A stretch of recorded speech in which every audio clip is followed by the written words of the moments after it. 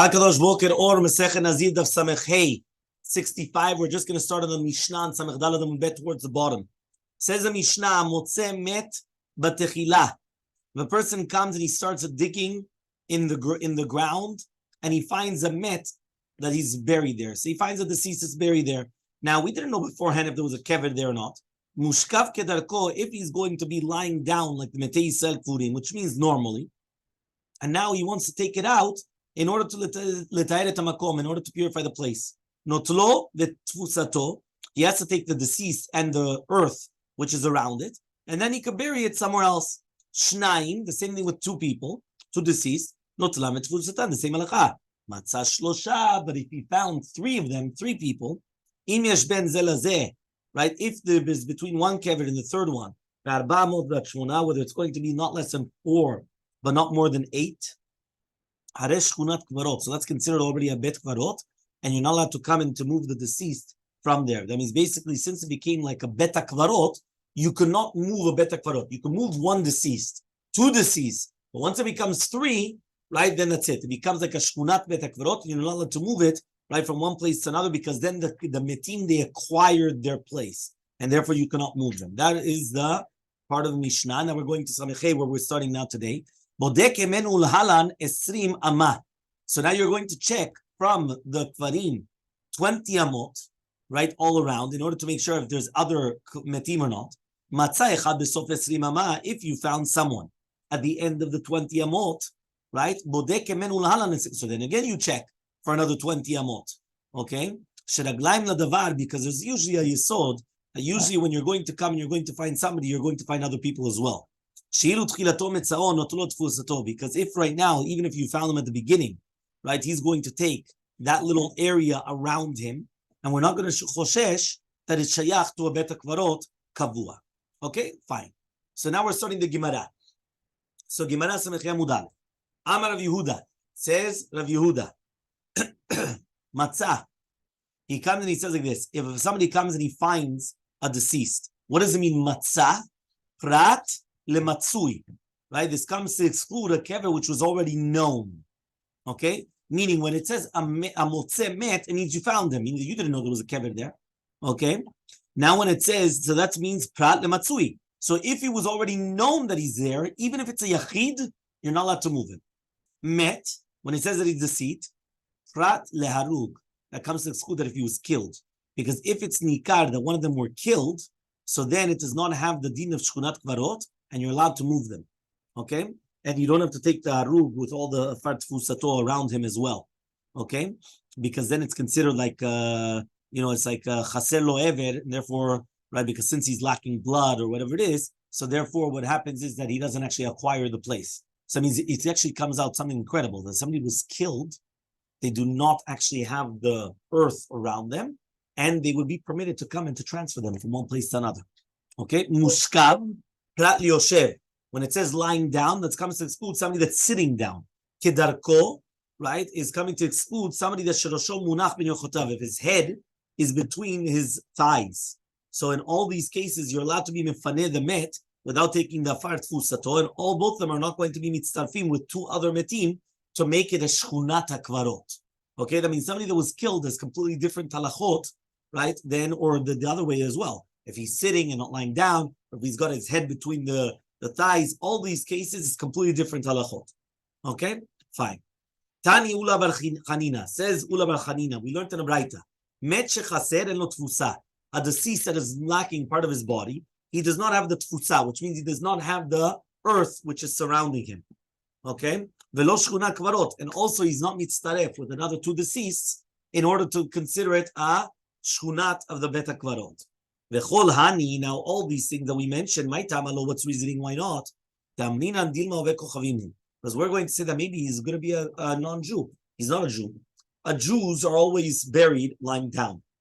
They're always buried flat. They're not going to have their head in between the thighs. They're not going to be sitting down. They're not. So when you come and you see somebody buried like this, you're going to say, you know what, maybe it's not Jewish. So the fact that it's not Jewish, that's why you don't have this halachot of that it's going to acquire the earth which is around him. Says the Gemara, matzah shnaim. What happens if you find 2 deceased, one beside each other, right? And you have Rosho Shel Zeh, betzam regelotav shel zeh. So you have the head of one person by the legs of the other one. V'rosho shel zeh betzam regelotav shel zeh. And the head of the other one by the feet of the other one. En lahen tfusa. They do not have tfusa v'lo shkunat kvarot. Right? That means even if you're going to have 3 people there, you're allowed to move them because that's the way that the goyim are going to come. Because minhag Yisrael, right? They always have the same kivun, and they're always one beside each other. Meaning by the Jews, it's all one beside each other, and it's always head, feet, head, feet, head, feet, head, feet. It's not going to be head, feet, feet, head, feet. No. By the Jews, it's always going to be the one line, right? So therefore, if you're going to find that it's going to be head, feet, and then feet, head, and so on and so forth, no. That we don't count it. Okay?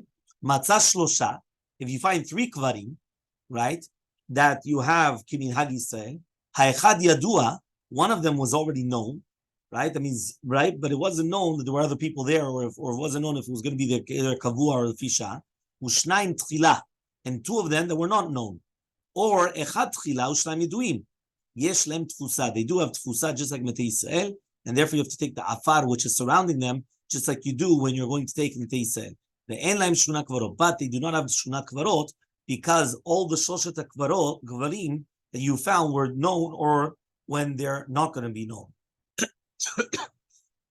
Okay, that means, right, you're allowed to move them. Remember, shunat kvarim means it's like a beta kvarot, it's like a mamash a beta chaim that they actually come and they acquire the place, so you cannot move them. So if you found the cemetery there, it does not help. Now, but it has to be that they were all known or all not known. If one of them is known and the 2 of them are not known, or the vice versa, it does not work. Okay? There's a story with Rabbi Yishavev, that he went and checked 2 kvarim that were known. One of them was not known. So he wanted to make a shuna kvarot. Rabbi Akiva says, anything that you worked upon is nothing. It says, no, either that you found 3 that you didn't know about, or that you already knew about them, but not the 2 you did know about, or the 1. It always has to be 3. But the 3 have to be either not known, or the 3 of them that were known. 2 dots. Okay? Notlan vetvusatan. So what do we just say? You found the person, so you wanted to make a house there, you wanted to build there. What do? You found the body of one person, you move him, right? And you have to take the earth which is surrounding him. Says the Gemara, what exactly what does that mean you have to take the earth surrounding him? Rav Yehuda says, it's a pasuk. Unsatani mi Mitzrayim. You're going to bury me. He's going to take him from Mitzrayim to Eretz Yisrael. Correct? This is talking about Yaakov Avinu. So when he's asking Yosef to take him from Mitzrayim to Eretz Yisrael, he comes and he says, when it says Unsatani mi Mitzrayim, tol immi, you have to take with him part of Mitzrayim as well, which means part of the afar of Mitzrayim he has to take as well. So that's where we learn the entire concept that you're supposed to take part of the earth which is surrounding the deceased. Again, it doesn't tell you, how much, but it's just telling you have to take part of the earth which is surrounding him to Eretz Yisrael as well. Kama shiur tfusa. Ask the Gemara, what's a shiur? So says the Gemara, Pireshu bilazar notel afar tichuach vechofer betula. You're going to take any afar tichuach, which is basically any afar which is very soft around the met, and any karka which is they never dug it, shalosh etzbaot, which means depth of 3 fingers, right? And then they're going to take it with the deceased, right? That means basically saying that, right? It basically says that the deceased, it's going to be absorbed into the ground until 3 fingers. So you have to take 3 fingers, right, on the bottom, right? That's what he says in the depth. Yeah, you're taking 3 fingers, right, from the bottom, right? And then you're going to come and you're going to take any afar tichoach which is around him, okay, which is basically any type of loose earth which is around the deceased. We're going to ask Meitvei, so we're going to answer the following question: how much is shiur tfusa? Says they're going to take the wood and the wooden pieces from the aron that the met was niftar, veta kusasot, and the gushe adama, which was all the mohel of the met was absorbed in it. The zoreket vadaim, and things which for sure are not from the met or not metamim, meniach et sfekot, and they leave all the things which are safek if it came from the met or not, in order not to be metamim anything else. The ashar and everything else mitzaref l'rov binyono shel met, right? Ulrova atzamot is going to be mitzaref for the rov, which is basically the skeleton of the met, and the rova kav, the quarter of a kav of atzamot, or milot tarvad shel rekev, right? Which is again, these are things which are metameh damet beohel. So again, we already mentioned that you don't have to actually come and start getting the 3 etzvaot b'karka betula anymore. All you have to do is just this. So says the Gemara, "Hu damar ki aytani like this time then you come and shoot tfusam Rabbi Yochanan ben Mishum ben Azai notel afarticho vechofer betula shalosh etzvaot." So basically, there's a machloket. Do you actually need the chofer betula bekarka 3 etzvaot or not? Fine, 2 dots. Bodek emenu. So we just said you're going to start checking beside them. So Samech Yamud Bet 65b. Amar Rava comes and he says, "Badak upina, badak ve'ashkach." He says, imagine right now you checked, right? And you found the deceased. So what did you do? You moved it. And then afterwards, again, you checked it, and you found another one, and you moved it, because it was permitted. Badak ve'ashkach, and now you found the third one. So therefore, it comes out that once you found the third deceased, now you understood it's a cemetery. So if you would have known that there's already 3, you wouldn't have been able to move anybody. But here you already did it, because the guy was smart. He moved, and now he found the third one. But he finds them, they're buried, or they're... Yeah, obviously they're buried. Well, he did this like this. So what happens? He cannot move the third one to the place where he moved the other 2, because now you know that it's a kever kavua. Now you cannot move the other 2 by the third one, right? But that means you don't have to move him back to the third one as well. Right? Why? Because once you move them beheter, because you didn't know there was another 2 there, so therefore you don't have to do it. Meaning, once you already have the 3, this third one acquired his place, so you cannot move him to the other where the other 2 was. But mitzad sheni, I do not need to move the other 2 to the third one, because since I did it beheter, I can leave them wherever he put them. Okay? There's another girsa. Rava says, it says no. Since it was permission given to remove the 2 deceased, right? Because when you found them, you didn't know there was a shkunat metim. So now you're allowed to move all of them, even the third one. Because basically, since each one you did on your own and it's a heter, so now when it came the third one, I'm judging on its own and it's mutar because it's on its own. So if it's somebody else, says the Gemara, shavinu shkunat kvarot. This is 1 second. But why don't I make the third one into 3 kvarim, which is a shkunat kvarot? Amar Shakish says, "Ila matzu v'tiyaru eretz Yisrael." They found very like a light. They found like a heter, a light leniency in order to purify Eretz Yisrael. Meaning, Chachamim wanted to come and also move the third kever in order to purify Eretz Yisrael because of Kohanim and Ta'arot and everything. So therefore, they were mekel that keilu, since you didn't know that there was another 2 there, you're allowed to move it. So therefore, what they actually did was something incredible, that they basically did 1 by 1, and they purposely did it in a way that, again, it wasn't that you knew that there was already Beit HaKvarot here, but you came, you found 1. Right away, he comes and says, Rabbi, move it. You moved it. Now you come, you continue digging. Oh, Rabbi, I found another one. Okay, move it. Now, when you find the third one, technically, that's it. He says, no. They purposely found like a svara in order to be lenient, in order to purify Eretz Yisrael. Badak me-20 amav lo matzah. What happens now if he checked 20 amot, right? And what's halacha now? And he didn't find any kvarim. Right? It is going to be considered a shkunat kavarot, and therefore, that means even though you didn't find anybody else, there was only 3 people buried, one beside each other, that's already considered a shkunat kavarot. Okay, remember that we don't do the brackets. So Mishnah. what is the... There's the Mishnah. Yeah, kol safek negayim batechila tahor ad shelo niskak letum'ah.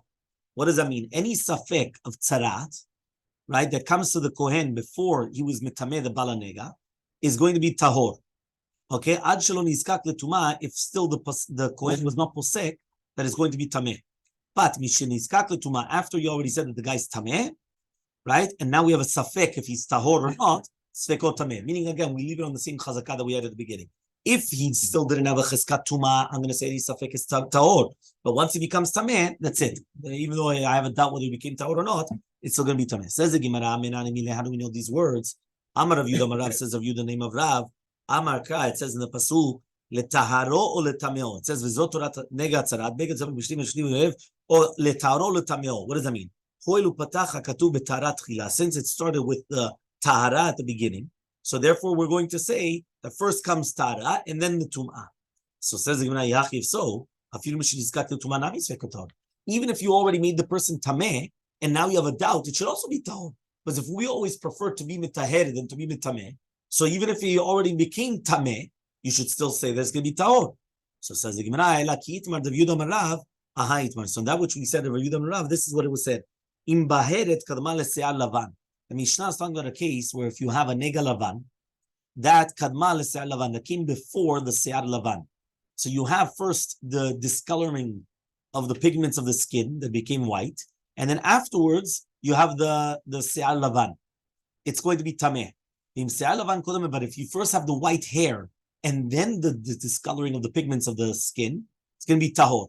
Safek, if you have a doubt what it is, which one came first? Tameh. Rabbi Yoshua says keha, if it became darker. What does that mean? My keha. Amar Rav Yehuda keha v'tahor. If it became kilu that it was more darkened, so then it's going to be tahor. V'dilma keha v'tameh. He says maybe it's opposite. It's going to be tameh. Amar Rav Yehuda says Rav Yehuda Amar the pasuk says tahor l'tameo. Since it started with first tara, that's why he says that it's going to be tahor. So if you have a safek, which one came first, you always say that it's going to be tahor and not tameh. Okay, next Mishnah. Beshiva drachim botkin et zav. We are going to check, right? 7 ways to check a zav, right? Maybe he saw the zav because of 7 different things. Ad shelo nizkak leziva. If he was still not tameh tumat ziva, which means right now he comes and he sees the second time around, right? And now he's going to become a zav gamur l'tameh mishkav moshav, because if a person that sees ziva mechmat ones, he's not tameh b'tumat zav. So these are the 7 things. Ma'achalu mishteh. Maybe he ate a lot or drank a lot, and that's what brought him to become a zav. Okay, eating and drinking. Okay, so he says over here, we don't have to check the zav only from the second time around. Because the riyad yishonah mitztarefet, even if he saw it because of machamat ones. Right? Nevertheless, he used to check him afterwards to make sure if he's going to be chayav to bring a korban after the 3rd time or not. Because the zav does not bring a korban, right? Unless he saw 2 riyot rishonot, not because of ones. So that means if the first time was force majeure, let's say he ate and drank a lot, and then he saw zav, he saw the seminal discharge, that does not combine for another 2 to bring a korban. So number 1 is, right, machalu mishteh, eating or drinking too much. Number 2, masa, if he carried something very, very heavy, right, uvikfitza, or maybe he jumped, uvecholi, could be that he's sick, right, uvmar'eh, maybe it was because of that he saw a woman, right, that means even though he didn't come and think about her, hirhur, right, maybe because of hirhur be'isha, even though she didn't actually see her, okay? So these are the 7 things, right, that we're talking about. That means basically if one of these 7 things had from before, basically the riyah shniya, he's not going to be tameh tumat ziva because mistaber he saw it because of that. Meaning these are causes for these for this zav. Okay, overeating and drinking, right? Carrying something heavy, jumping, sickness, looking at a woman, or thinking about a woman, even though he didn't see her. Okay, these are the 7 things. Yishiniskak leziva, after you already saw the second time, and it wasn't because of these things, and now he becomes tameh tumat zav, and now he's going to see the 3rd time, embodkinoto, right? We're not going to check him because he has to bring a korban, even if he saw the 3rd time because of these things. Meaning, even though the first 2 times was natural, and the 3rd time was because of one of these things, he still has to bring the korban. So now we're not going to start checking. The 2nd time you're going to start checking, right? Because if one of the first 2 times was because of one of these things, it does not meet staref for the other 2, for the last 2. But once the first 2 are natural, and now the 3rd one was because of one of these 7 things, no, you still have to bring a korban. Okay? Now he says, b'riyah shlishit, if it was onso, which means one of these 7 things, usfeko v'shivat, right, v'shichvat zarot meim. So he comes and he says, right, even though it's going to be embod kinoto, why? Because even if it's going to be onso, you're still going to have it. Usfeko v'shichvat zarot meim sharaglam nedavar. There's a yisod also that we're going to say that it wasn't because of ones, because since he was already tameh tumat ziva after he saw the 2nd time, he's already like a chazakah that he's tameh. Meaning, a zav becomes tameh after 2 times, but he only brings a korban after 3 times, right? Now remember, the zavah, which is a female, is 3 times. The first time she already becomes tmeah that day, right? 2nd time, the same thing. 3rd time, 3 strikes you out, you need shivat nekim. Here a zav becomes tameh with 2 times, but he only brings a korban after 3 times. What? Imagine right now somebody punches out his friend. He hits his friend. And the doctors come and they say that he's supposed to die from his illness. right? He succumbed to his illness. Hechal, right? But it became better, right? And all of a sudden they said, no, he's going to live. And then afterwards it became heavy again, and then he died. Chayav, he's going to be chayav mishum rotzeach. Meaning like this: if a person comes and he punches a friend, so he has to pay damages. But he's not considered a murder, right? But if they evaluated the guy and they say this guy's going to die, so that means he's a murderer because he hit him so hard that he basically caused the death. Okay, fine. What happens if they did that? They evaluated him, he's supposed to die. Then afterwards, he became better. So then they evaluate him again. No, he's going to live. And then what happens? Again, he flips. And again, he gets worse, and then he dies. He's going to be chayav. Rabbi Nechemia says patur. Why? Which means the fact that he became better, right? We could say that it wasn't because of the makkah, it was because of something else. Meaning that it could be that something else happened. Whether it's maybe the guy was a cause, but it wasn't a direct cause, right? Because you know how it happens. Sometimes a person, from that, they wouldn't have died. But if you put that with this and this and this, that's what happens. Just like what happened with the COVID, right? The COVID in itself, to actually kill people was very difficult. But if they have heart conditions, or they have this, or they have diabetes, and they have this, and they have obesity, and they have, they have another. So then, with a few other things, then what happens? Okay, fine. Says the Gemara, how do we know these things that we're not going to check the zav, right, on the third time? Amar Rabbi Natan says, Makar says, Vazav et zovo, lazachav lekeva. The azav is riyah achat. Zovo is riyah shniya. So until now, we're talking about that it's not going to be mitameh be'ones. Right? Because if he saw the first 2 times be'ones, it's nothing. Right? He does not become a zav bal shalosh riyot that he has to bring a korban. The riyah shlishit, but the third time, itkash lenekeva. He has a hekesh, a juxtaposition, proximity between the zachar and nekeva. Meaning, just like a woman becomes tumat ziva, even if she saw all 3 times because of ones, right? So to the zav on the third time, even though it was an ones, he becomes, meaning the zav gets a juxtaposition to the zava only bepama shlishit. A woman, doesn't matter if it's ones, strike 1, day 1, strike 2, strike 3. Each one is 3 times, even if it's a bonus, shivat nekiim, she's a zava gdola. If she wasn't 3 days in a row, right, it's going to be a zava ktana. Okay, a man, by the way, also a difference is that a woman has to be 3 different days. A man is not 3 different days. It's even in the same day. It's 3 different sightings, right? What you see. Okay, so that's also very, very important. Okay, so now it says the Gemara. Okay, he says so, but the third time around, the man is juxtaposed to the nekeva, and therefore, just like the woman is going to be even bonus, so to the man could be bonus b'pam shlishit. Ask the Gemara, Rabbi Eliezer taught, right? Rabbi Eliezer Omer, Rabbi Eliezer says, but shlishit bod kinoto. You also check on the third time, but it be eaten bod kino, but you don't check the 4th time, because remember that the 4th time is going to be soter also the shiva nekiim, right? Even if he saw because of ones. So therefore, the man also does shiva nekiim, but meaning after the 3rd time, right? He also has the shiva nekiim, but the 4th time you're not going to check, but the 3rd time you do check. So says the Gemara, ela be'etim kami palge. The machloka between them is on the word et. Rabbi Eliezer darish etim. Rabbi Eliezer, he is doresh the word et zovo. So the fact that it says et zovo, we're already talking about zovo is the 3rd time, not the 2nd time. One more time. Ve'azav et zovo. So ve'azav is number 1. We learned before zovo is number 2. Now he's saying no. Ve'azav is number 1. Et is number 2. Zovo is number 3. So therefore, since Rabbi Eliezer is doresh etim, so therefore you have 3 times that you have to check whether it was honest or not honest. On the 4th time, you don't have to check. However, though, Rabbanan lo darishi etim. The Rabbanan, they do not do any of the etim. They're not going to come and be doresh the etim, the ets. So therefore, they only have 2. So 2 times they have to check. The 3rd time they don't have to check. We continue tomorrow.